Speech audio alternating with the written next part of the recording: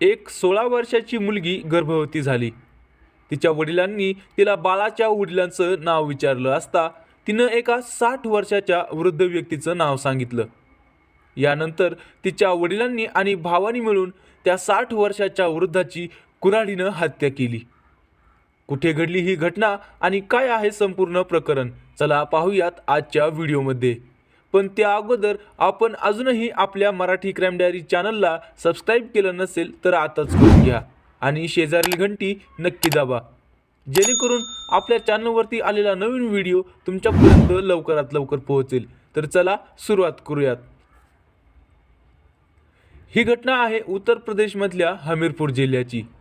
हमीरपूरच्या Jalalpur police station परिसरात राम आसरे कुशवाहा राहत होते। गावात राहून ते शेतीचं काम करत होते।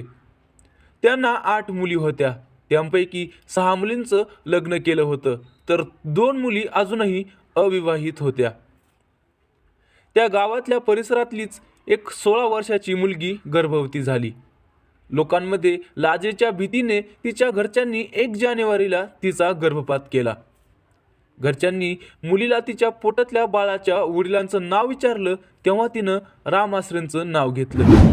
यावर मुलीच्या घरचे राम आसरेवर खूप चिडलेले होते। ही बातमी राम आसरेच्या घरी सुद्धा समजली। घरच्यांनी याबद्दल त्यांच्याशी बोलणं केलं, पण राम आसरेंनी यावर हे बाळ त्यांचं नसल्याचं सांगितलं। या घटनेनंतर मुलीच्या घरचे राम आसरेवर दात खाऊनच बसलेले होते। 21 जानेवारी सोमवारीच्या दिवशी सकाळी 9 वाजता राम आसरे त्यांच्या घराबाहेर थांबलेले होते।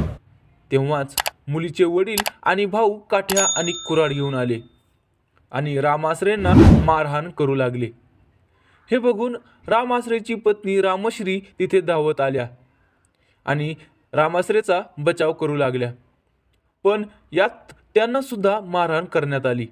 नंतर कुऱ्हाडीने राम आसरेंच्या मानेवर वार केले आणि नंतर तिथून दोघेही आरोपी फरार झाले। राम आसरे यात गंभीर जखमी झालेले होते। जखमी झालेल्या राम आसरेंना त्यांच्या पत्नीने झाशी मेडिकल कॉलेजला उपचारासाठी दाखल केलं। तिथं त्यांच्यावर उपचार चालू होता, पण 26 जानेवारी शुक्रवारीच्या दिवशी उपचारादरम्यानच राम आसरेंचा मृत्यू झाला। या प्रकरणी जलालपूर पोलीस स्टेशनचे प्रभारी सांगतात की पत्नी रामश्रीच्या तक्रारीवरून आरोपी विरोधात अगोदरच गुन्हा दाखल केलेला आहे।